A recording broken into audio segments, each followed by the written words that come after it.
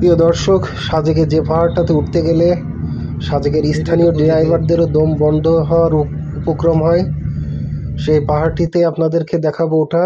আপনারা এখন দেখছেন আমরা লাস্ট একেবারে শেষের দিকে আছি। সাজেকের এই সময়টুকু শুধু পাহাড়ে উঠতে হয়, এখানে আর নামার কোনো জায়গা নেই। এই পাহাড়টুকু উঠতে গেলে ড্রাইভারদের অনেক কষ্ট হয়। আসলে এই পাহাড়টি এত উঁচু এবং এত বাঁকা, এখানে শক্তি পায় না ড্রাইভাররা। এখানে উঠতে গেলে সবাই একটু ভয়ে থাকে। তো আমাদের যিনি ড্রাইভার ছিলেন তিনি একেবারে নতুন, প্রাইভেট নিয়ে গিয়েছিলাম আমরা। তিনি একেবারে বেনাপোল থেকে সরাসরি সাজেক পর্যন্ত একবারে একটানা গাড়ি চালায় গেছিলেন। তার ঘুমেরও খুব প্রয়োজন ছিল, তারপরেও তিনি এই বড় পাহাড়টা উঠে গেছেন। আসলে একটা অবিশ্বাস্য ব্যাপার, যদিও তিনি একটু ভয় পাচ্ছিলেন, তারপরেও পাহাড়টি উঠেছেন। তো দর্শক, এই পাহাড়টিতে উঠতে গেলে ড্রাইভারদের অনেক ঘাম ছুটে যায়। আমি এর আগেও কয়েকবার এসেছি। স্থানীয় ড্রাইভাররাও আল্লাহর কাছে শুকরিয়া আদায় করে এই পাহাড়টা ওঠার জন্য আল্লাহর কাছে দোয়া করতে থাকেন। তো সামনে আপনারা দেখতে পারবেন সেই পাহাড়টুকু একেবারে শেষ, যে খাড়া পাহাড়, যেটা উঠতে গেলে অনেক কষ্ট হয়। সেই পাহাড়টা আজ আপনাদের উঠা দেখাবো।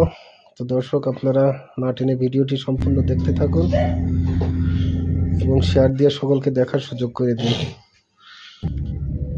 এরা বলতে উঠতে গিয়ে কিরম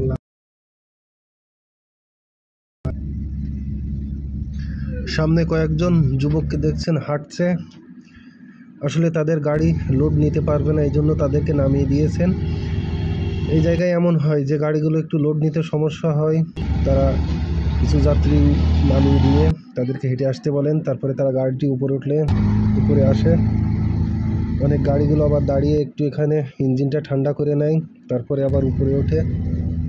আসলে পাহাড়টি এত খাড়া যে আপনারা আসছেন তারাই বুঝবেন, যারা গাড়ি চালাইছে। গাড়িটি দেখুন ইঞ্জিন গরম হয়ে গেছে।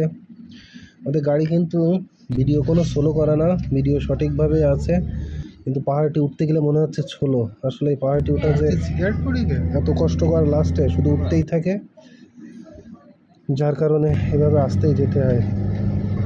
আপনারা দেখতে থাকুন ভিডিওটি। সাজেকের একেবারে কাহারা পাহাড়টি উঠার সম্পূর্ণ ভিডিওটি দেখতে থাকুন।